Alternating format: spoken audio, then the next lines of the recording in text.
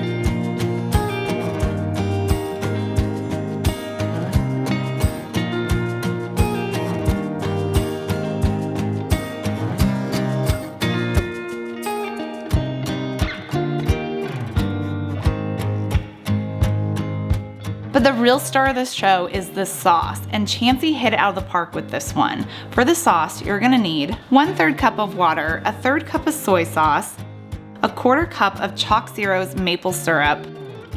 All of the syrup by ChocZero is sugar alcohol free and sugar free. It's definitely keto approved, so if you're sticking to your low carb diet, then you're gonna wanna use this ChocZero syrup. You'll also need 1/2 cup of sesame oil, 1 clove of minced garlic, 1½ teaspoons of grated ginger, and 1½ teaspoons of arrowroot powder. This is gonna be our thickener. I prefer to use arrowroot when cooking just because xanthan gum can tend to make the meal slimy, but arrowroot is the perfect thickener if you're low carb cooking. We're gonna whisk all the ingredients of our sauce together and pour it over our lightly sauteed vegetables and pork tenderloin.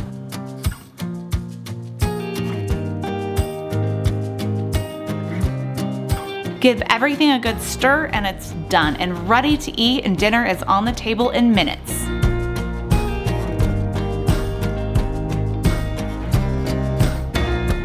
This is a great meal if you're trying to use up any leftover meat or vegetables in your refrigerator. You could also get a rotisserie chicken from the grocery store too. That will definitely cut your cook time in half.